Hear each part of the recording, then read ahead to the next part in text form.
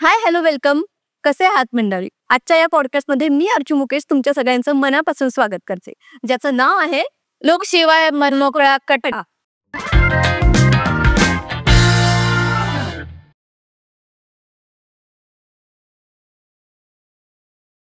आज आपल्याकडे जे व्यक्तिमत्व आलेलं आहे त्या एक उत्कृष्ट अभिनेत्री तर आहेतच, त्याचबरोबर लेखिका, फाउंडर, डायरेक्टर आणि टीचर सुद्धा आहेत. आणि ही अशी स्वप्नांना रंग देणारी अभिनयाची साधिका म्हणजेच आपली राधिका.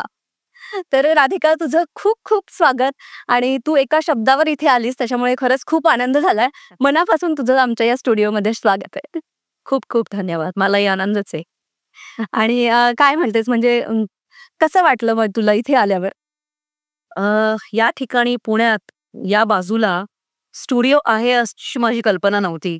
मला असं वाटलं की मी एक्झॅक्टली कुठे चालले, गल्ल्या नेतायत मला रस्ते.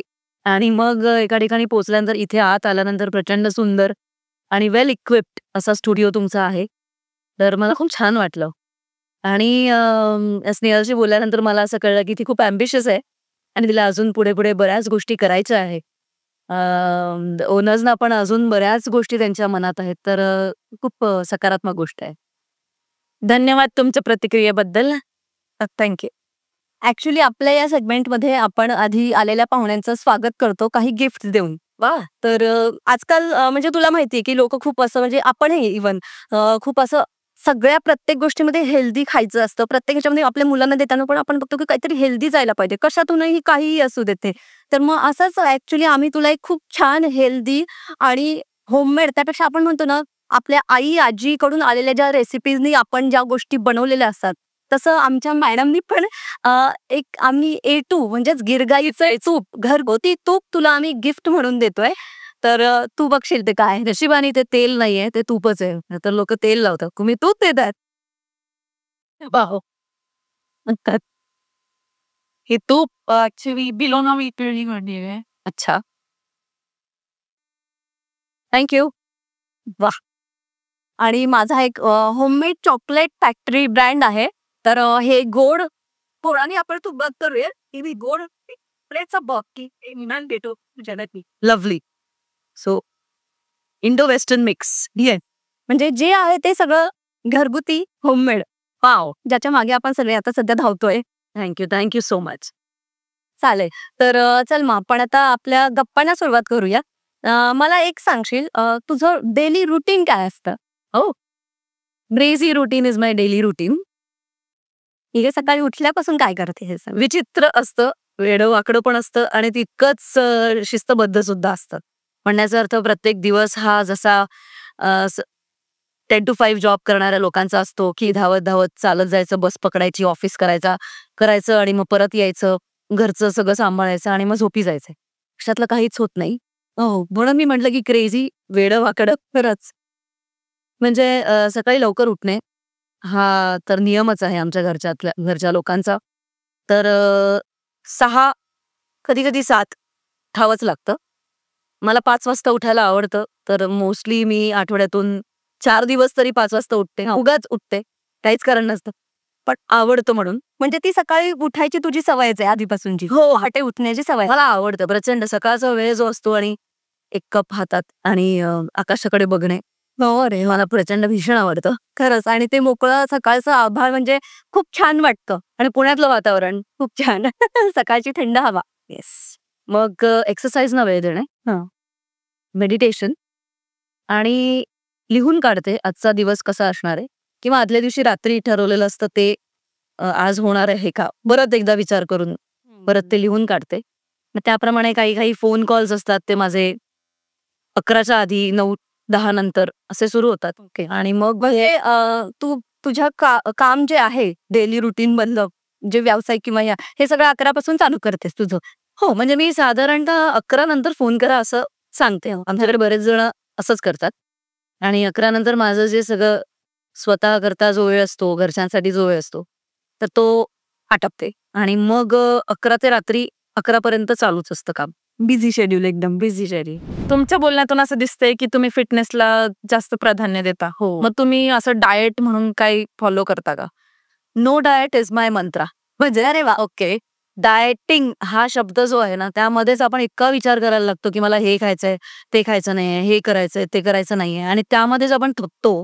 मला असं वाटतं आणि त्यामध्ये फार विचार केल्यामुळे मला असं वाटतं, की आपण न खाताच आपण खूप गेन करतो, की राहतो. असं बरेच वेळा पाहिलं पण गेलं. ती एक आपल्याला भीतीच असते ऍक्च्युली. तर मला माझ्या आजीने मला सांगितलं होतं, की उत्तम खा, वेळेवर खा. वेळेवर खाणं होत नाही, मग सगळे परिणाम आपल्याला दिसायला लागतात. पण उत्तम चांगलं ते अ, A2 गाईचं तूप हे मी हमखास रोजच खाते, रोजच. तूप लावल्याशिवाय मी पोळी किंवा वरणात तरी तूप असतातच. हो. तूप, दही, लोणी, खजूर, बदाम हे एवढं खायचं असं जे खुराक म्हणून. खुराक. पण सकाळचं जेवण, रात्रीचं जेवण, मध्ये बऱ्यापैकी वेळ, 2 तास अगोदर संपवायचं सगळं जेवण वगैरे करणं. तर हे डाएट असतं आणि बाकी काहीही दिलं तरी चालते. बालपणाच्या गोष्टी ना आपल्या अशा असतात की आपण त्या कधीच विसरत नाही आणि आपण जेव्हा आठवणी काढतो ना आपण त्याच्यामध्ये रमून जातो आणि परत असं वाटतं की तेच आयुष्य राहिलं पाहिजे. तर उगाच मोठे झालो तर आपण आणि मग त्याच्यानंतर तू नाटकाकडे वळलीस. नाही नाही, लहानपणापासूनच. लहानपणापासूनच मी नाटकात काम करत आले. म्हणजे बालनाट्यापासूनच माझी सुरुवात झाली, माझा प्रवास.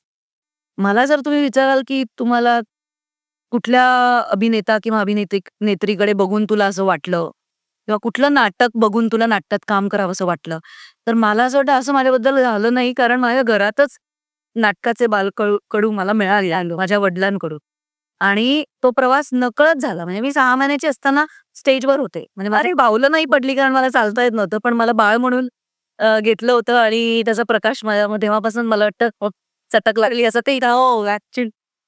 आणि मग एकानंतर एक एका मांजरीचं काम केलं मी. एक पात्री प्रयोग होता. मनी माऊ त्याचं काम केलं आणि तिथनं टाळ्या मिळाल्या सगळ्यांच्या. नंतर कौतुक केलं, बक्षीस मिळालं. मग मला लक्षात आलं की हे काहीतरी दिस इज समथिंग तरी छान आहे, हे आपल्याला आवडतंय. हो. आणि आपलं एवढं भरभरून कौतुक होतंय मेन म्हणजे. आणि लहान वयात त्या कौतुकाचं आपल्याला खूप असं खूप मोठं असतं आपल्यासाठी. ते आपल्यासाठी कोणीतरी टाळ्या वाजवतंय किंवा सगळ्या गोष्टी करताय. हो. तेव्हा ते वाक्य होतं माझ्या तोंडी. भोळी मनी माऊ मी, भोळी मनी माऊ. ना बस तेव्हा मला माहिती नव्हतं भोळं म्हणजे काय, भोळी म्हणजे काय असतं. तुम्ही हे कोणत्या वयात हे काम केलं होतं? हे 3.5 वर्षांची होते. पण माझा फोटो आहे आणि मला काही फ्लॅशेस आहेत त्याचे. ओके. ते आठवतात. नंतर 5 वर्षाची असतानाही परत तोच भोळी मनी माऊचं. म्हणजे तुम्ही 3.5 वर्षाची असतानापासून हो. ऑन द स्टेज काम करता. येस. मग त्याच्यानंतर कॉलेज आणि हे सगळं लाईफ कसं होतं? Yes. College was memorable, fantastic. म्हणजे प्रत्येकाचं कॉलेज हे अविस्मरणीयच असायला हवं. माझं पण होतं. पण एकच दुःख असं माझ्या बाबतीत असं आहे की माउंट कार्मेल स्कूल मुलींची शाळा होती. 11वी-12वी मुलींचीच कॉलेज होतं. बीटेक हॉटेल मॅनेजमेंट केलं तेव्हा सुद्धा मुलींचंच होतं. हो रे. आणि त्यानंतर मी IITचा कोर्स करायला अहमदाबादला गेले होते, तर तिथे पण मुलीच होत्या. तर मला वाटलं yes now I will see how boys talk आणि हो ना. त्यांच्याबरोबर मजा येईल मला. कॉलेज सारखं वातावरण मिळेल. पण तो अनुभव माझा राहिला. मला असं वाटतं इकडून तिकडून कळायचं की तो तुझ्या प्रेमात आहे, तो तुझ्या मागे आहे. ते माझ्या मागे लागणं वगैरे असायचं की यु नो. हो ना. ते आवडते ती एक मजा मेरी किरण वगैरे वगैरे असं काही झालं नाही, पण अशी मुलं होती तेव्हा. होती आणि म्हणजे तो आपला काळ असा होता ना की ते बघ तो तुझ्याकडे बघतोय, तो तुझ्याकडे लाईन म्हणजे लाईन मारतो हा शब्दापेक्षा तो तुझ्याकडे बघत होता. या गोष्टीला खूप जास्त हे उचलून धरलं जायचं त्यावेळेला मुलीमध्ये मोस्टली. कोण तुझ्याकडे बघतं आणि कोण माझ्याकडे बघतं. एक तिचं ना लफडं आहे. असं गर्लफ्रेंड बॉयफ्रेंड हा प्रकारच ना. एकतर लग्न करा डायरेक्ट किंवा मग अफेअर झालं तर त्याला अफेअर हा शब्द नव्हताच. लफडं आहे तिला. तुमचं लव्ह मॅरेज आहे की अरेंज मॅरेज? माझं अरेंज मॅरेज आहे. अरेंज कसे काय वगैरे सांगू शकता आम्हाला एक्सपिरियन्स? हो, का नाही, त्याच्यात काय लपवड आहे. तर माझा बॉयफ्रेंड होता तसं सांगितलं. त्यानंतर तो अमेरिकेला निघून गेला. मग मी अब मैं क्या करू, मेरी जिंदगी तो खराब. अशा टाईपची होती. पण लग्न मात्र मला नक्की करायचं होतं आणि ते पळून जाऊन वगैरे अजिबात नाही. आई-वडिलांच्या संमतीनं करायचं होतं. आणि मग त्याला आधी विचारलं मी, "तू करतोयस का माझ्याशी लग्न?" असे डेस्परेट नाही का ती क्वीनमध्ये असते, "कर लो मेरे साथ शादी." आहे अशा वगैरे टाईपचं मी त्याला विचारणा केली. अमेरिकेला फोन लावायचे ते तेव्हा काय म्हणतात डिस्टन्सियस वाले ते असे मिसिओ आणि ISD कॉलचे असायचे. ते आईला माहिती असायचं आई पप्पांना की ही फोन करायला जातीये वगैरे, पण त्यांना ते आवडत नव्हतं की माझ्या मुलीला म्हणजे तो लक्ष देत नाही माझ्या मुलीकडे. मग ते जमणार नव्हतंच, कारण त्याला आय डोंट नो मला तो कमी लेखत होता का खूप स्वतःला समजत होता. मग मी ठरवलं की नाही, आई वडिलांच्या आनंदासाठी आणि बेकार थोडी भेटणार असं आयुष्य म्हणजे एकदम अशी मजनू नव्हते मी. मग मी ठरवलं की करायचं म्हणून आई वडिलांना सांगितलं की माझ्याकरता, म्हणजे त्यांनी मला विचारलं शोधा म्हणलं की 2-3 कांदे पोह्यांचे कार्यक्रम झाले असतील, मीच जाऊन पोहे खाल्ले त्यांच्याकडे. अरे बापरे. त्यांना असं वाटलं की मला सगळं हॉटेल मॅनेजमेंट केलंय म्हटल्यावर येत असं, आणि त्यांनी बोलवलं होतं, पण त्याला थोडा प्रोसेस लागतो, म्हणजे एकदम तुम्ही कोणाला हो नाही म्हणू शकत. त्यामुळे 5 जणांना मी नाही म्हटलं आणि मग हे स्थळ आलं. आमच्या ओळखीचंच होतं, देशपांड्यांचं. सगळे एकमेकांना ओळखत होते, खूप ओळखी निघाल्या पण. आणि याला मी पाहिलं होतं माझ्या काकाकडे अहमदाबादला, पण माझ्यापेक्षा 6 महिन्याने मोठा आहे नीरज. लग्न होईल असताच मी कधी असा विचार केला नव्हता. 5 एक मुलं होती माझ्या बघण्यात. ही काय म्हणतात हस्बंड मटेरियल आहे, तो हस्बंड मटेरियल. पानती. अरे बापरे. वेगवेगळ्या किरायचे ना मी खूप.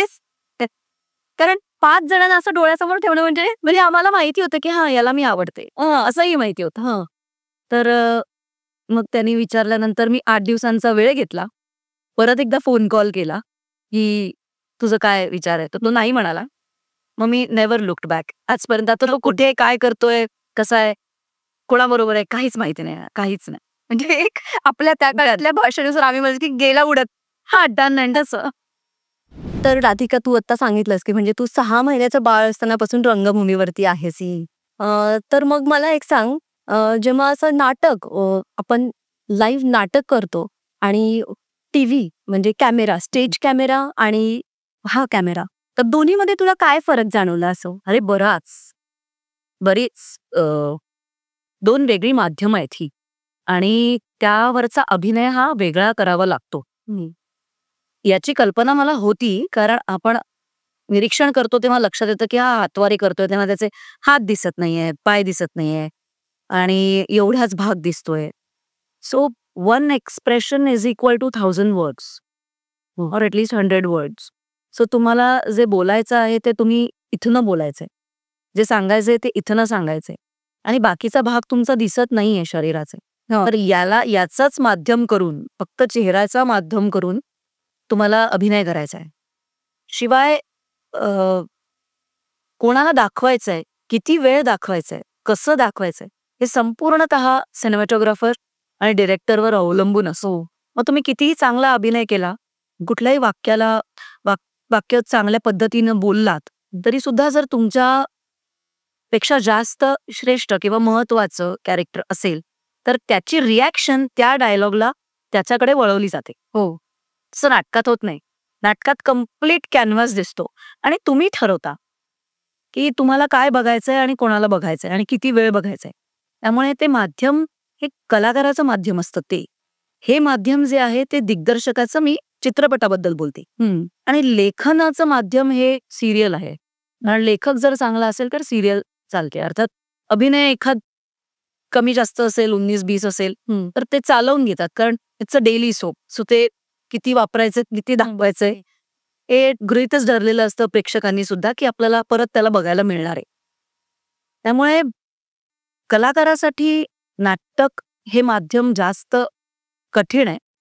पण मग ते सोपं आहे का कॅमेरावरचं, तर तेही तितकंच कठीण आहे. बरोबर. पण मन जिंकायची असतील तर त्याला पूर्णतः मोकळीक ही नाटकात मिळते, आणि तो तिथे काय करतो याला रिटेक नाहीये. इथे दिग्दर्शकाला किंवा सिनेमॅटोग्राफरला कसं किती दाखवायचंय, कसं पोचवायचंय, त्याच्यावर ते अवलंबून असतं. त्यामुळे मी जेव्हा नाटकात लहानपणी काम करायचे किंवा अजूनही करते, तेव्हा हातवारे करत करत बोलायची सवय आहे. आणि त्यांनी म्हटलं की तू हातवारे करू नकोस मला पहिल्या सीनला.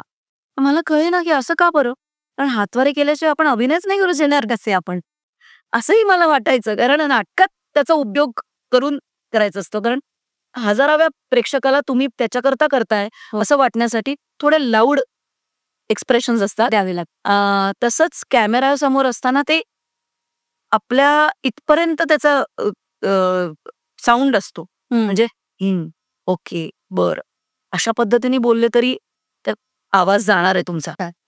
किंवा असं केलं तरी सुद्धा ते पोचणार आहे. पण जेव्हा मी कॅमेराच्या बाहेर थिएटरमध्ये करते तेव्हा असं करावं लागेल लाऊड. पण मी हेच कॅमेरा समोर केलं तर ते प्रचंड अंगावर येऊन जाईल. तर याचं भान कलाकाराला ठेवणं गरजेचं आहे आणि तो ठेवतो. सुरुवातीला मला पण कठीण गेलं 1, 2, 3 शॉट समजायला. मग एकदा ते माध्यम तुम्हाला कळणं गरजेचं आहे. एकदा कळलं की मग तुम्ही त्याचे राजा राणी होऊ शकता. पण हे खूपच अवघड आहे, कारण कॅमेऱ्यासमोर म्हणजे तू जसं सांगितलं की आपला इथे असतो टोन तो, आणि नाटकात आपण एकदम लाऊड असतो. तर दोन्हीकडे मॅच होणं किंवा ते ऍडजस्ट करणं स्वतःला हे खूप अवघड आहे. आणि नाटकातून एकदम जर कोणी याच्यामध्ये गेला कॅमेऱ्यासमोर तर म्हणजे नाहीच करू शकत. नाही ना, झालंय असं. म्हणजे सुरुवातीला जेव्हा टीव्ही आला 93 साली झी चालायला लागलं, झी टीव्ही अगदी सुरुवातीला मी बघितलं, त्यामध्ये खूप लाऊड ऍक्टिंग करायचे. आणि आता तुम्ही बघाल तीच माणसं किंवा त्यावरच काम करणारी माणसं ही सटल काम करतात, इझिली, स्वाभाविक, सहज, फार प्रयत्न न करता. तर हा माध्यमाचा फरक आहे. आणि आता तुझा जो हे झाला आपला बालनाट्य महोत्सव झाला मागच्या महिन्यामध्ये, तर तू जे षटकोन केलं होतंस, तर मग षटकोन आणि हे जे सी.आर. रामचंद्र स्वयंवर तर मग याच्यामध्ये काय फरक आहे सांगशील का? दोन्हीमध्ये षटकोन हे नाव माझ्या मुलीने दिलं. बऱ्यापैकी मुलगी देते किंवा माझा नवरा काय ठेवायचं याचं नाव, तर ते दोघं देतात, ठरवतात. 6 एकांकिका त्यामध्ये मी लिहिलेल्या, दिग्दर्शित केलेल्या, आणि निर्मिती पण माझीच होती. पण त्यामध्ये 75 मुलं होती आणि वर्षभर चाललेला क्लास, त्याचं सादरीकरण शेवटाला 6 एकांकिकांचं सादर करून प्रेक्षकांसमोर पोचवायचं होतं नाटक. तर ते षटकोन म्हणजे 6 एकांकिका एकत्र अशा आम्ही सादर केल्या आणि खूप मोठा कार्यक्रम होता तो. साधारण 5 एकांकिका बसवायच्या, त्या 75 वेगवेगळ्या धाटणीच्या मुलांना घेऊ, ते वेगवेगळ्या ठिकाणच्या मुलांना घेऊ बसवून त्याचं सादरीकरण हाऊसफुल आम्ही केलं. ऍक्च्युली 75 हा काउंटच एवढा आहे ना की आपण इमॅजिनच नाही करू शकत की 75 मुलांना कसं शिकवलंस तू. ते तुझ्यामध्येच तो स्पार्क किंवा ती एनर्जी असणार आहे एवढी, म्हणजे 75 मुलांना शिकवण्याची. असे बरेच आहे काम करणारे बालनाट्यासाठी, असं नाही मला सांगता येणार की. पण तेव्हा एकांकिका होत्या त्या, म्हणजे प्रत्येक एकांकिकेमध्ये 15 ते 20 अशी मुलं होती. सियावर रामचंद्र की जय कम्प्लिटली आउटराइटली डिफरंट आहे. त्याचं कारण असं की त्या महानाट्यामध्येच 75 मुलं आहेत आणि कथा ही रामायणाची आहे, रामाची आहे, प्रभू श्रीरामांची आहे. आणि ते पण लेखन आणि दिग्दर्शन आणि माझंच आहे. पण ते मला सुचलं होतं ते लॉकडाऊनच्या वेळेला, आणि त्याचे आम्ही लाईव्ह ऑनलाईन प्रयोग 4 केले फक्त अभिवाचनाद्वारे. तर मग लक्षात आलं की याचं आपण महानाट्यात त्याचं रूपांतर करू शकतो. दुर्गा झाली गौरी नंतर मला असं आठवत नाही की कुठलं महानाट्य अशा या स्तरावर कोणी केलंच नाहीये. त्यानंतरचा दुर्गा झाली गौरी माझं पहिलं महानाट्य, जे नागपूरला माझ्या वडिलांनी बसवलं, श्री संजय पेंडसे. आणि मग त्याचे प्रयोग आम्ही 50 प्रयोग केले आणि त्या आठवणी असतातच. आणि परत त्याला कुठेतरी मुलांनी केलं पाहिजे, कारण बालनाट्यातनं जे आपण शिकतो ते बाल महानाट्यातनं शिकत नाही शिकत. आणि महानाट्यामध्ये बरेचसे ज्या भूमिका एकालाच निभवायच्या असतात, खेळमेळीचं वातावरण असतं, सांघिक विचार केला जातो, बऱ्याचशा मॅनेजमेंटच्या गोष्टी या मुलांना तिथे शिकायला मिळतात. आणि कला सादर तर होतेच शेवटाला, त्याचंही प्रेशर घेऊन किंवा न घेऊन सेलिब्रेशन म्हणून नाही उत्सवात साजरा करता येतो. सियावर रामचंद्र की जय हे हिंदी बालमहानाट्य. हिंदी का यावर लगेचच विचारणार मला, कारण आता सध्या खूप भाषेवरनं खूप चाललंय की मलाही खूप ट्रोल केलं जातं, हिंदी का शिकवते, इंग्लिशमध्ये आल्या मोठ्या, इंग्रज आळल्या, किंवा हिंदी मधनं का नाटक शिकवते जेव्हा तू पुण्यात राहतेस. मला असं वाटतं की भाषा ही माता असते, आई असते. कोणाची? माझी आई मराठी आहे, दुसऱ्याची कोणाची दुसरी भाषा असू शकते, जिचा अपमान अवमान करणं आपलं काम नाही. त्याला कदाचित तुम्ही प्रेम नाही करू शकणार तितकं, पण त्याचा मान सन्मान तर राखलाच पाहिजे. आणि भाषा मला वाटतं जास्तीत जास्त मुलांना शिकवल्या गेल्या पाहिजे. का म्हणून फक्त हिंदीच किंवा दुसरी कन्नडा शिकवा, संस्कृत शिकवा. अगदी मी म्हणते की इंटरनॅशनल भाषा आली नाही तरी एक वेळ चालेल, कारण ती फार बोलली जाणार नाही. पण परप्रांतीय भाषा ही आपण निश्चितच कधी ना कधीतरी जाऊन भेटून बोलणार आहोत. हो, मध्यंतरी एक असा आणखीन एक विषय आला होता की बाहेरच्या लोकांनी मराठी ही भाषा यांच्या अभ्यासक्रमात ठेवली पाहिजे, कारण बरेच लोक हे मुंबई पुण्यात जॉब घेण्यासाठी येतात. काय हरकत आहे? करेक्ट आहे. कारण जर तुम्ही तिथून इथे येणार असाल आणि इथली भाषा जर तुम्हाला लहानपणीच तुम्ही शिकलात एक एक्स्ट्रा लँग्वेज म्हणून, तर मग इथे येऊन त्याचा निश्चितच तुम्हाला फायदा होणार आहे. इथल्या लोकांना तुम्ही त्यांचे वाटणार आहात, लवकरच तुम्ही आत्मसात कराल. जसं तुम्ही आता पाहता लहान मुलं खूप टीव्ही, फोन, मोबाईल याच्याकडे वळले, तर तुम्हाला त्या मुलांना नाटकापर्यंत आणणं ह्याच्यासाठी काय चॅलेंजेस फेस करावं लागतात? त्यांना कसं तिथपर्यंत आणावं लागतं? मी मुलांना नाही पाहत फारसं, ते नंतर पाहते.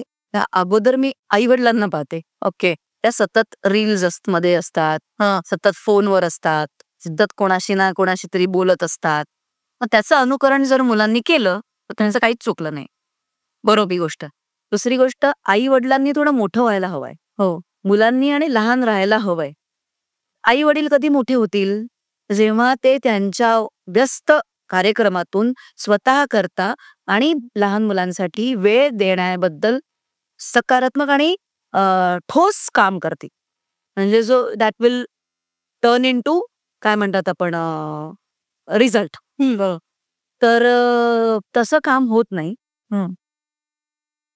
आई वडील हे आजचे प्रचंड बिझी आहेत. हो. पण मुलांना मी कधी आणू शकते? हो. मुलांना आणण्याबद्दल किंवा त्यांना आणावी लागत नाही. त्यांना रॅडी दिसली, मला रॅडी म्हणतात सगळे, त्यांना रॅडी दिसली की ते धावपळ करत येतात माझ्याकडे. आणि त्यांना माहिती आहे की ही जी आहे ना, ही कोणीतरी मजेशीर आहे, गंमतशीर आहे आणि हिच्याकडे गेल्यानंतर आपल्याला मजा धमाल येणार आहे आणि आपण बरंच काही नकळत शिकणार आहोत. आणि आता ह्याच्यातून एका मी सेन्सिटिव्ह विषयाकडे जातोय राधिका. आता जो पहलगाममध्ये अटॅक झाला, तर तिथे जी ही लहान मुलं होती त्यांनी हे सगळं चित्र पाहिलं, तर तुला काय वाटतं, म्हणजे काय प्रतिक्रिया देशील तू या सगळ्या गोष्टींवर? हो. तसंच मला लॉकडाऊनच्या वेळेला वाटलं होतं, तसंच आत्ताही वाटतंय. आत्ता एक मी एक व्हिडिओ पाहिला त्या मुलाचा. तो असं अगदी निर्विकार चेहरा ठेवून आणि असं काय म्हणतात तर इमोशन्सलेस असा तो सांगत होता की माझ्या बाबांबरोबर काय झालं, माझ्या आईने काय केलं आणि मग मी काय केलं. मग सरकारबद्दल तू काय म्हणशील? सरकार तो गई ना, असं तो म्हणतो.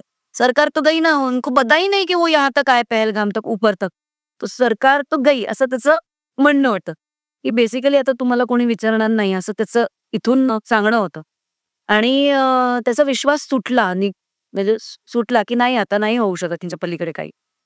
पण त्याही पलीकडे जाऊन अजून एक त्याच्यानंतरचा प्रश्न जो कट केला त्या व्हिडिओमध्ये, आपल्या क्लिप्स मिळतात आपल्याला पूर्ण वेळाने, तर एका पत्रकाराने विचारलं की आपको फिर से जाने को अच्छा कैसे लगेगा वहां पे? अच्छा लगेगा कि नहीं? कैसे लगेगा आप अगर वहां पे गए तो? आप जाएंगे क्या वहां पे परत? हा काय प्रश्न आहे? हा असा विचारतात प्रश्न लहान मुलाला. ज्याचे वडील तिथे गेले, थोडंसं डोकं जागेवर ठेवून विचारा. तुम्ही विचारताय प्रश्नातून प्रश्न निघतोय, पण भान ठेवा. त्या मुलाला असं विचारा ना की फिर से आपको जाने के लिए अच्छा लगेगा, आप जाएंगे क्या वहां पे? काय हा प्रश्न आहे? आणि तो मुलगा असा त्यानंतर संपली ती सभा, काय कॉन्फरन्स. आणि त्यानंतर तो मुलाचा चेहरा नंतर मी बघितला, तो कॅच केला, तर तो फारच केविलवाणा झाला होता. आणि तोपर्यंत तो निर्भीड होऊन बिंदासपणे सांगत होता की काय काय आपल्या बरोबर झालेलं आहे. आता माझा तरुण भारताला लेख आला, दर आठवड्याला एक लेख असतो, तर बालरंगभूमीवरच त्यावर त्यालाच तो बरोबर दर रविवारी येतो. आणि त्याच्यात विषय असा आहे, रंगभूमी ते युद्धभूमी. हो, असा तो हे दिलाय, मी शीर्षक दिलाय त्याला. मुलांना वीररस हा प्रचंड आवडतो, 9 रसांपैकी. कारण त्यामध्ये दुर्जनांचा नाश आणि सज्जनांचा विजय एवढी छोटीशी कन्सेप्ट घेऊन तुम्ही नाटक बसवलं कधीही फेल जाणार नाही. आणि त्यांना आतूनच वाटतं की चांगल्या लोकांचं हे चांगलंच व्हायला पाहिजे आणि वाईटाचं वाईटच व्हायला पाहिजे. आता आपण त्याच्यात भेसळ घालून नाही, मग त्यामध्ये बरेचसे बॉलिवूडचे पण असे आले की ॲनिमल फॉर एक्झाम्पल किंवा असं की वाईट असलं तरी त्यांना त्यांची बाजू आपण समजून घेतली पाहिजे. अरे इतकी समजून घेतली पाहिजे की त्याला आपल्याला ते आवडायला लागतात आणि जो चांगला आहे त्याच्याबद्दल आपण विचारच करणं सोडून देतो. असं नाही होऊ शकत ना. नाही होऊ शकत असं. त्याची एक कुठेतरी हे आहे, सीमारेषा आहे. तर तुम्ही ओलांडून जाऊन मग परत येऊन की नाही आम्हाला त्याच्याबद्दल म्हणजे आतंकवादी तो किती प्रेमळ पण होता त्याच्या आई वडिलांबरोबर असेल असे नका. त्याच्याशी माझा काय संबंध माझ्या लोकांना मारलं ना त्यांनी, मग त्याकरता शिक्षाही झालीच पाहिजे. ही मुलांना प्रचंड आवडते आणि मग मुलं यातून शिकतात, मुलं बघतात, मुलं अलेक्सा सारखे ऐकत असतात आपल्याला. आणि आपण काय बघतोय, कोणाशी बोलतोय, कसं वागतोय, कसं बोलतोय, त्यामुळे मोठ्यांनी मोठं होणं गरजेचं आहे. जेव्हा आजूबाजूला मुलं आहेत, कुठलेही विषय काहीही दाखवा, काहीही टीव्हीवर बघा. एक्स्ट्रा मॅरिटल अफेअर असणारं एक मराठी हे होतं, काय म्हणतात, सिरियल चालली. मी म्हणलं मी माझ्या मुलीबरोबर हे नाट्य नाही बघणार सिरियल. हिला आत्तापासून मी खतपाणी का घालू? नाही सगळं दिसलं पाहिजे, सगळं उघड असलं पाहिजे. पण प्रत्येक गोष्टीला मर्यादा असते ना. तर ते मर्यादेचं भान आपण ठेवलं पाहिजे मुलांबरोबर काम करता. लॉकडाऊन मध्ये पण असताना हेच कुठलाही कार्यक्रम, कुठलीही गोष्ट ही लहान मुलांनी, बरेच जणांनी मोठमोठ्या तत्वज्ञान सांगणाऱ्या आणि बऱ्याच जणांनी असं सांगितलं की आपल्याला कसं वागायचंय मोठ्यांना, पण लहानांनी कसं वागायचंय हे कधी कोणाही सांगितलं त्यावेळेला नाही सांगितलं. मी सांगितलं माझ्या परीने खारुताईचा वाटा. त्याकरता त्यांच्याकरता मी त्यावेळेला कुठलेही पैसे न घेता आईवडिलांकडून त्यांच्याकरता 20 दिवस मी एक उपक्रम चालवला आणि त्यातूनच मला ऑनलाईन नाटक शिकवता येतं हेही कळलं. पण हे आपण प्रत्येकाने असं करायला पाहिजे, कारण मुलं हिरमसून गेली ना, मुलांनी त्यांचा सच्चेपणा सोडला, मुलं मोठ्यांसारखी वागायला लागली ना, तर या जगाचा शेवट निश्चित आहे, तो जवळ आला असं समजूया. तू जसं हे म्हणालीस की म्हणजे आपल्याला सगळ्या टीका किंवा या सगळ्या गोष्टी होतात, पण आता अतुल कुलकर्णी सर गेलेत आणि ते आपल्याला सगळ्यांना म्हणजे तिथून लाईव्ह जाऊन सगळ्यांना सांगतात की हे आपलं काश्मीर आहे आणि आपण इथे या सगळ्यांचं. तुझं काय मत आहे, म्हणजे अतुल कुलकर्णी सर जे करतायत ते योग्य आहे? हा, योग्य आहे, करू शकतात ते. त्यांना वाटलं ते तिकडे गेले आणि त्यांनी आपल्या तिकडे काश्मीरी मुस्लिम किंवा काश्मीरी हिंदू यांचा बिझनेस खराब होऊ नये म्हणून ते तिकडे गेले, याकरता त्यांचं कौतुकच आहे. ओके. मध्यंतरी एक व्हिडिओ आला होता, ज्या किटी पार्टीच्या बायका होत्या. हम सब यहाँ पे बहुत मजे कर रहे हैं, ऐसी छोटी बड़ी बातें तो होते रहती है, कुछ नहीं हुआ, कल वो आतंकवादी आए थे, अभी वो चले गए, अभी हम मजा कर रहे. अरे ही काय वेळ आहे हे सांगण्याची? दुसऱ्या की तिसऱ्या दिवशी जरा शांत घ्या, जरा गप्प बसा. तुम्ही मजा करताय, तुम्हाला जगाला सांगायची गरज आहे. आता ज्या दुःखात आत्ता देश आहे त्या दुःखातनं बाहेर पण आलेलं नाही आणि तुम्ही जे करतात ते इतरांना आवडेल का नाही याचा तुम्हाला फरक पडत नसेल, याकरता तुम्ही जर जात असाल की मला दाखवायचंय, अजेंडा घेऊन जात असाल आणि त्यात तुम्ही सक्सेसफुल राहिलात आणि लोकांनी तुम्हाला अप्रिशिएट केलं, तर मला असं वाटतं की तुम्ही सक्सेसफुल होतात. ते करणं गरजेचं होतं. पण जेव्हा अर्ध्यापेक्षा जास्त लोक तुम्हाला शितूच करणार आहे तुमच्यावर, तेव्हा तुम्ही असे प्रकार करताच का? बरोबर आहे. आणि घाई काय आहे? घाई काय? हो, थांबा, इथे युद्धाच्या गोष्टी सुरू आहे.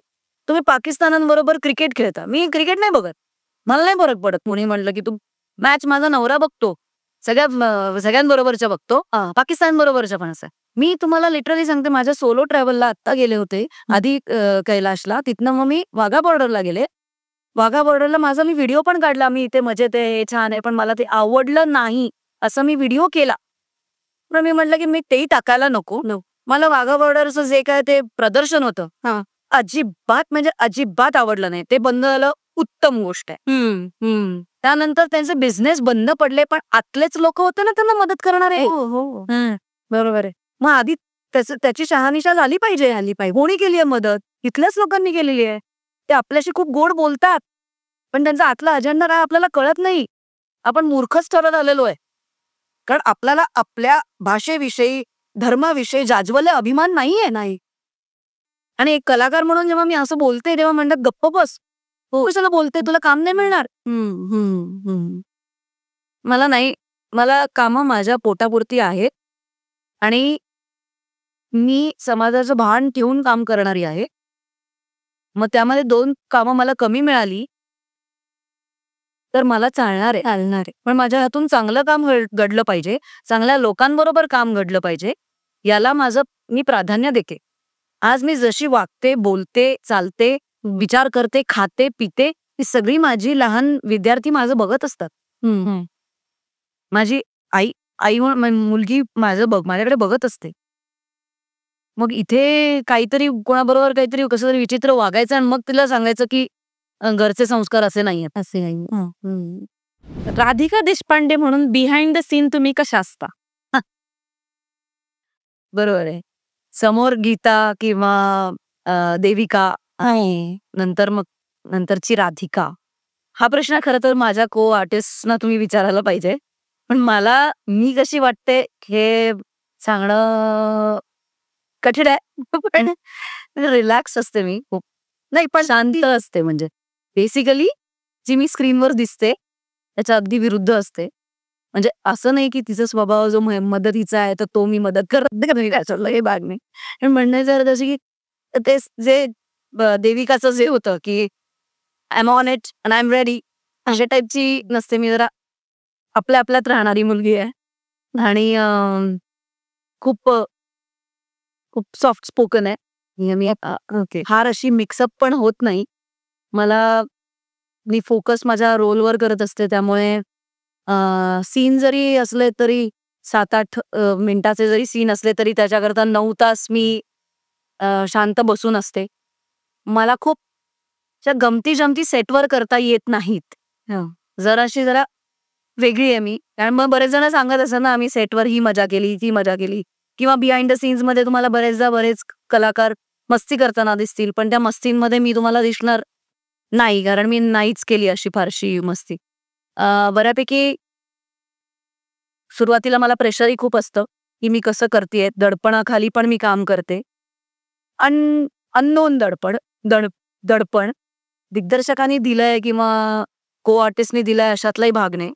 मलाच जोपर्यंत मी सापडत नाही आणि मला जोपर्यंत मी सॅटिस्फाईड नाहीये माझ्या कामाशी, तोपर्यंत मी कोशातच असते. म्हणजे थोडक्यात अशी की साधी सोपी आणि बरं राधिका आहे. येस, अगदी.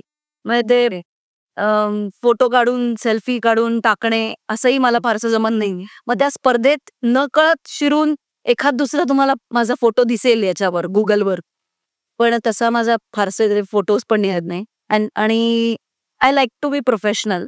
I like to come on time, go on time आणि बिहेव वेल, रिस्पेक्टफुली, प्रेमाने आपलं काम करून घरी जाणे असं मला खूप जबाबदारीचं काम वाटतं.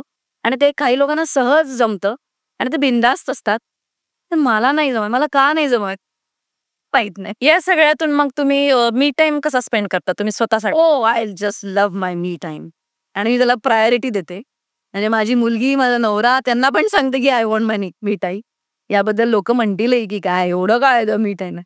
पण मला यात इव्हेंच्युअली नंतर लक्षात आलं वयाच्या 35व्या वर्षानंतर की आपल्याला कुठेतरी हरवल्यासारखं पण झालं की आपण सतत काम करतोय, चांगलं काम करतोय, पण अजून पुढे काय, आणखी नक्की काय. त्यातूनच मला बालनाट्यासाठी आयुष्यभर काम करण्याची गुरुकिल्ली मिळाली. मी ती शोधून काढली की हेच मला करायचं आहे. आणि त्यानंतर त्याच्या व्यतिरिक्त आतली जी अभिनेत्री आहे माझ्यातली, जी तिला खास आहे की तिला करायचंय का नाही, अभिनय करायचा आहे, परफॉर्म करायचा आहे, तर त्याकरता मी काम शोधत असते. पण बालनाट्य मी कधीच सोडणार नाही याही निश्चयाला मी टाइम मधनच पोचलेले आहे. तुम्हाला इंडस्ट्रीमध्ये जर कोणासोबत असं काम करायचं, कोणी डीमी ऍक्टर किंवा डीमी ऍक्ट्रेस असं कोणासोबत करायचं असेल तर तुम्ही कोणाबरोबर काम करता? मला डॉक्टर चंद्रप्रकाश द्विवेदींबरोबर काम करावं असं वाटतं. चाणक्य मधले. नंतर मला आशुतोष राणांबरोबर काम करावं असं वाटतं. मला अमिताभ बच्चन बरोबर तर निश्चितच ग्रेट आयडॉल आहे. पण या दोघांबद्दल असं खूप वाटतं की मला असं काम मिळायला पाहिजे, बोलायला मिळालं पाहिजे, त्यांना बघायला मिळालं पाहिजे. असं क्रेझी आहे हीच रे. कारण ते जे म्हणजे ज्या पद्धतीने ते त्यांचं स्क्रीन प्रेझेन्स आहे आणि ज्या आर्तता आहे त्यांच्यामध्ये बोलण्यामध्ये आणि आणि खूप शिकण्यासारखं आहे. खूप मोठी लोक आहेत ही. जरा वेगळी असतील म्हणजे एकदम क्यूट आणि हँडसम नसतील. पण आता थोडंसं फनी वेकडे जाऊयात. ओके. तर आमचा जो आहे रॅपिड फायर तुला माहितीच असेल. पण आपण त्याला रॅपिड फायर नाही म्हणत. हा. आमच्याकडे म्हणतो की गडबड गॅलरी. अच्छा. आम्ही त्याला गडबड गॅलरी म्हणतो. अरे बापरे, मी कुठे रडते. ओके. तर गडबड गॅलरीमध्ये तुझं खूप स्वागत आहे. जिथे विचार न करता उत्तरं उडवायची. ठीक आहे? हो. तर स्टार्ट करायचं? तुम्हाला अजिबात विचार करायचा नाही, फटाफट उत्तर बापरे, ऑन द स्पॉट काढून ठेवायचं. हां. ठीक आहे. स्टार्ट करूया. First question, favourite food? Panipuri. Favourite first crush? Arvind Swami. Favourite cricketer? Dhoni. Okay. Biggest fear? No fear. No fear. No. Great great. Secret talent?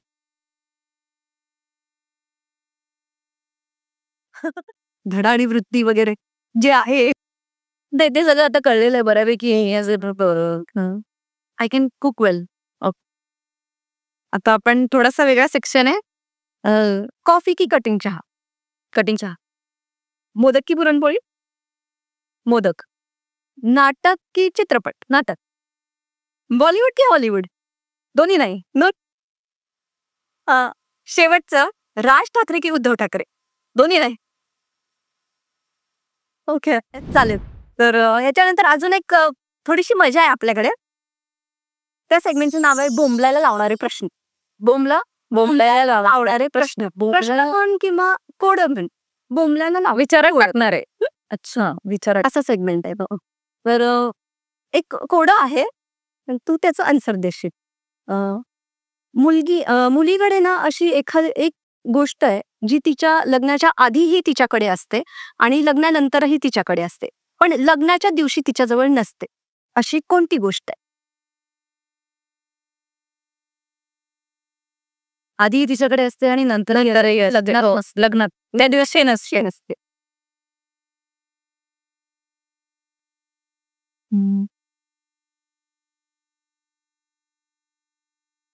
विचार कर थोडा. अरे बापरे, अरे खूप साधं सोपं आहे असं. म्हणून म्हटलं मी बोंबलायला लावणारी प्रश्न किंवा कोडी म्हणजे सौ नाही रिलेटेड आहे. आलेत तुम्ही जवळ. बोंबला. ऍक्च्युअली नवरा नाही. नाही, आधीच असतो नवरा आपल्याकडे. नवरा नाही. प्रियकर म्हणजे वगैरे नाही.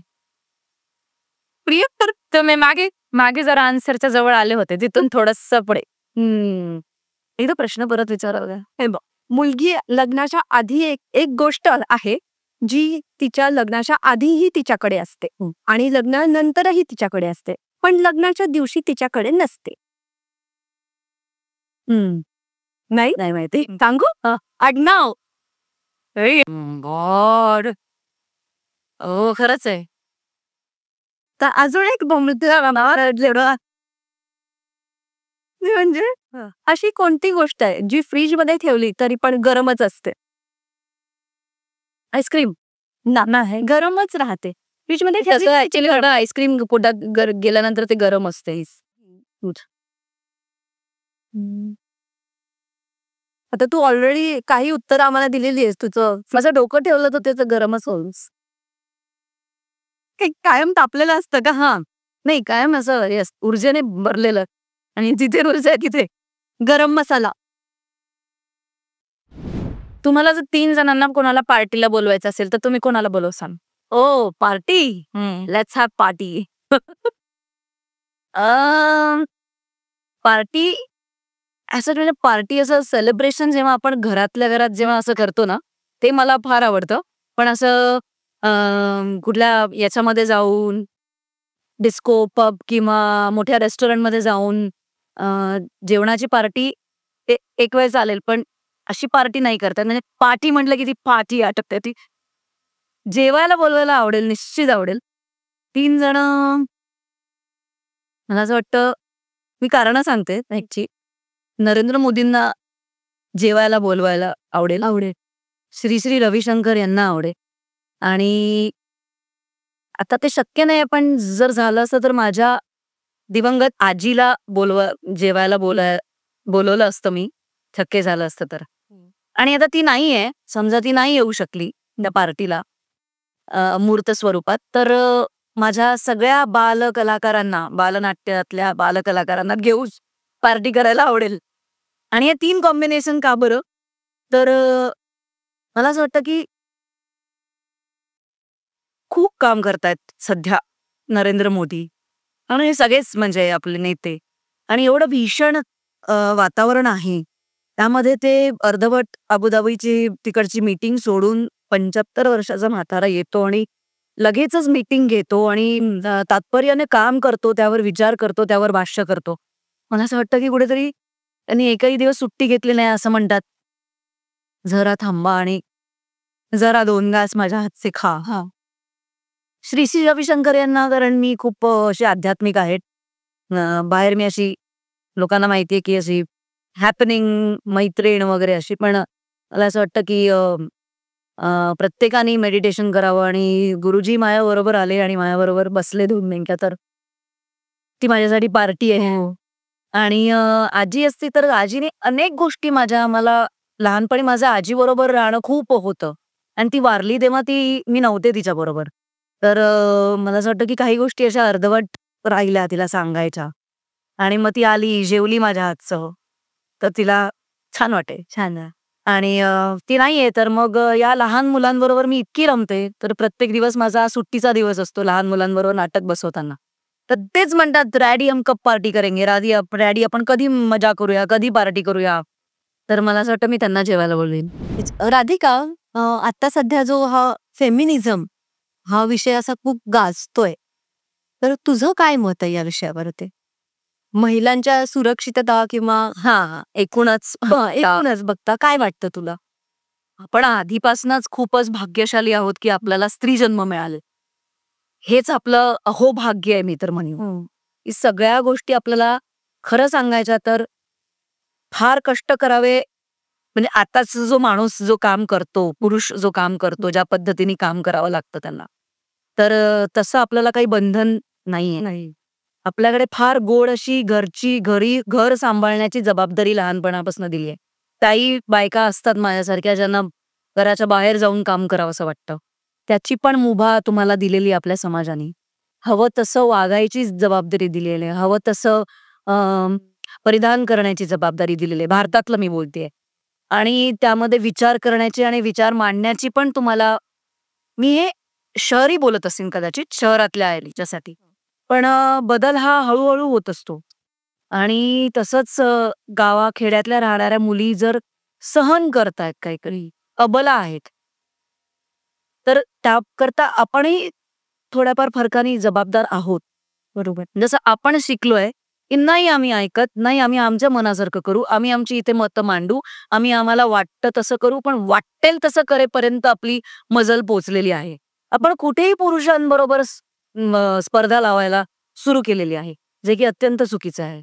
मला असं वाटतं की स्त्रीत्व त्यामध्येच आहे ज्यामध्ये तुम्ही तुमच्या काउंटर पार्टला तितकंच आदर सन्मानानं वाढवताय, मोठं करताय. आणि एक आई म्हणून आपली जबाबदारी होते की जसं तुम्ही मुलीला वाढवलंय तसंच मुलाला वाढवायचं. माझ्याकरता नियम होता 7च्या आत घरात, माझ्या भावाकरता नियम होता 10च्या आत घरात. तर माझं तेव्हा आईबरोबर प्रचंड भांडण व्हायचं की मी का 7 वाजता परत, का बाकी मुलांना का 10 वाजता. मुलगी जर 10 वाजेपर्यंत थांबली असती तर कुठेच काही मिसहॅप झाला नसता. आणि मुलींना ती ओव्हरऑलच आपल्याला ज्या पद्धतीने वाढवलंय, तर आपण दुसऱ्यांना असा हवा तसा त्रास देत नाही ते मनासारखा त्यांना जसं वाटतो तसा. पण पुरुषांना आपण उगाचच वर्चस्व आपणच दिलेलं आहे आई म्हणून किंवा घरातल्या लोकांनी म्हणून. मग मुलं काहीतरी विचित्रपणा करतात आणि मुलगी त्याच्यामध्ये सामील होते म्हणा, किंवा तिला ओढलं गेलं जातं, किंवा रडली, झाला कोणावरही संशय घ्यायचा. माझं म्हणणं आहे की नियम हा सगळ्यांसाठी सारखा असावा. तुमच्या या संपूर्ण जर्नीमध्ये तुम्ही कोणाबद्दल असं थँकफुल फील करता? बाप्पा, देव बाप्पा, प्रभू श्रीराम, गणपती बाप्पा, माझे आई वडील, माझे गुरुवर्य श्री श्यामराव जोशी, संजय पेंडसे माझे वडील, माझे सासू सासरे. आपण घरच्यांनाच आपण प्रेफरन्स देऊया. हो. आणि माझ्या अवतीभोवती असणाऱ्या सगळ्या माझ्या मैत्रिणी, ज्यांनी माझं जग खूप सुंदर ठेवलंय. हो, छोटं असेल माझं, पण छान आहे, सुंदर आहे. आजच्या या सेक्शनमध्ये, आपल्या या सेगमेंटमध्ये सगळ्यात जास्त कोणता पार्ट एन्जॉय केला असते? मला तुम्ही दोघी माझ्याशी बोलता हा पार्ट मला जास्त. अरे वा, हे ऍक्च्युली आमच्यासाठी आलेलं आहे. छान आहे, तू इथे छान सिंपल सहज प्रश्न विचारताय आणि एका मैत्रीच्या नात्यातून विचारताय, हे जास्त महत्वाचं आहे. प्रश्न तर तेच इकडून तिकडून सारखेच येत असतात, पण ज्या पद्धतीने देवाणघेवाण होते आणि ते तुम्ही प्रोसेस एन्जॉय करता याला महत्व आहे. आणि मी तुमच्या बरोबर प्रचंड एन्जॉय केलंय. तर तुम्ही केलं की नाही प्रेक्षक किती? खूप केलंय एन्जॉय, खूप बघायचं. तुम्हाला आमचा शिवाय स्टुडिओ कसा वाटला? खूप छान वाटला. खूप छान सेटअप आहे. एकतर सांगवी आहे ना हे? हो, सांगवी. सांगवीमध्ये हा आहे. लांब जायची गरज नाही, गावात जायची गरज नाही, किंवा अजून अगदी नावाजलेल्या ठिकाणी जायची गरज नाही, कारण तुम्हाला इथे पूर्ण सेटअप इक्विप्ड आहे. तर नावारूपाला येतच असतात नंतर नंतर गोष्टी. हो, तुम्ही इथे नक्कीच या. तुम्ही सगळ्यांना आग्रह करीन या माध्यमातून. एक शेवटचा प्रश्न आता. आज हे जे काही आपलं बोलणं झालं, आपली चर्चा, गप्पा सगळ्या झाल्या, तर ह्याच्यातून किंवा एक आपल्या प्रेक्षकांना काय संदेश देशील, काय सल्ला किंवा संदेश देशील? आपल्याही पेक्षा पलीकडे जाऊन आपण एक या भारताचे नागरिक आहोत. आत्ताच्या सिनारिओमध्ये देव, देश आणि धर्मासाठी आपण काम केलं पाहिजे. मग ते एंटरटेनमेंट इंडस्ट्रीमधलं असो किंवा कुठलंही असो, या 3 गोष्टी आपल्याला लक्षात ठेवायला पाहिजेत. आणि त्या दृष्टीने आपण सुजाण नागरिक म्हणून कार्यरत राहायला पाहिजे. एवढं जरी केलं आणि आपल्या घरच्यांना जरी आपण आनंद देऊ शकलो आणि आपला आनंद प्रत्येक गोष्टीमध्ये टिकवून धरू शकलो, तरी पुष्कळ आहे. तसंच करा. चला, थँक्यू. तू आज आलीस इथे आमच्या स्टुडिओ लोक शिवाय स्टुडिओला भेट दिलीस. खूप खूप मनापासून धन्यवाद. मनापासून धन्यवाद. Thank you Snehal. Thank you so much.